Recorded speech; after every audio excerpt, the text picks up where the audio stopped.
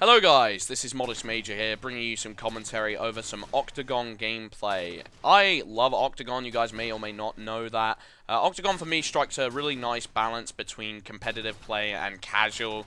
You know, on one hand it's this mini game where you spawn in a circle and there's probably a certain element of randomness to the spawns and the gameplay. But at the same time, if you want to go for the W, I'd say 90% of the time the better player wins. For me, the competitive games, although I do enjoy them, I have to be in the complete right mindset for them, and if I'm in a little bit of a frustrated mood or taking it too seriously, things can get a little bit heated. And I feel that way about other players as well, is that I think people let their egos get wrapped up in the moment. You know, Halo is a game where if you get outplayed, you feel pretty terrible about it, and it's kind of hard to shake that feeling loose, especially if you just had a day of bad playing. So Octagon is really nice to get in and blow off some steam and just chill out. I'm playing with two of my favorite players in the Halo community, Hagstroms, who is a incredibly good player, and to be honest, Octagon is one of the few, if the only playlists where I can actually go toe-to-toe with him in. And you'll see this game is incredibly close, incredibly down to the wire. Me and Hagstroms have played about 4 Octagon games in the last 3 days. The first of which I won by 1 point in the last 2 seconds. The second of which was a draw. The third of which I won by only 6 points. So they go incredibly close, and you see the end of this game. It kind of just goes tooth and nail right to the end, and it's ridiculous, but incredibly enjoyable to play. I'm also playing with another player by the name of XX Hawkeye. In my opinion, Hawkeye is an extremely upstanding member of the Halo community. He's got an incredibly positive attitude when it comes to playing Halo. He takes his losses on the chin. He's always looking to improve, and he's just an incredibly nice guy to talk to. And I just wish there were more people like this in the Halo community. I think just because Halo is such a difficult, challenging game at times, and it can push you to your limits, as Delementary has mentioned in his commentaries, link to his channel in the description. He's putting out a lot of Halo content at the moment. He's probably worth your while. He's got a lot of competitive insight. However, he always makes the point that, you know, players are pushed to their limits, and you kind of have to look inside yourself to basically pull something out of you and test your character to the nth degree. And I think some people often fail that test and get aggravated at other players, aggravated at members of their team over small decisions.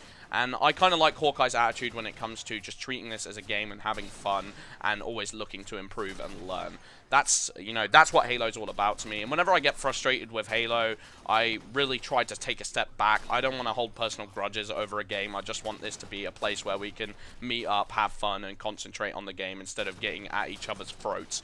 Just my opinion on the matter. However, today I wanted to talk about the bulletin. That is the specific topic, and you guys are probably annoyed at me for taking so long to get to it. That's a constant problem I have, but there we go. The 2 new playlists that are coming in are the Ninja Assassins playlist. Now, the Ninja Assassin playlist at first sounded way too over-casual to me. You know, I don't mind casual game types. They're definitely fun, but I just don't like when the balance is upset a little too much, and I feel like that can happen at times in Halo 4. But the Ninja Assassin sounds like it will be a good laugh. It basically starts with a energy sword and sniper as primary, and you get 1 point if you just get a regular kill, but you also get 3 points if you get an assassination. There's also a tiering system based on how many assassinations you get. I believe if you get 1 assassin, your shields recharge twice the rate, and 2 assassinations, then assassinations are performed at a faster rate, and then they're performed at an even faster rate after the second time. So basically you just get more and more powerful as the game type goes on. I'll leave a link to that bulletin in the description. But it sounds like it will be a good laugh. Honestly, I'm looking at it from the perspective of I love to snipe people, and sniping people whilst they're trying to jump over my head backwards and do loads of cool stuff sounds absolutely hilarious. I probably will be a bully in that playlist and just pick on people with the sniper and see if I can't get a exciting gameplay for you guys. Obviously, the energy sword will kind of act as a really good counter to that sniper, though.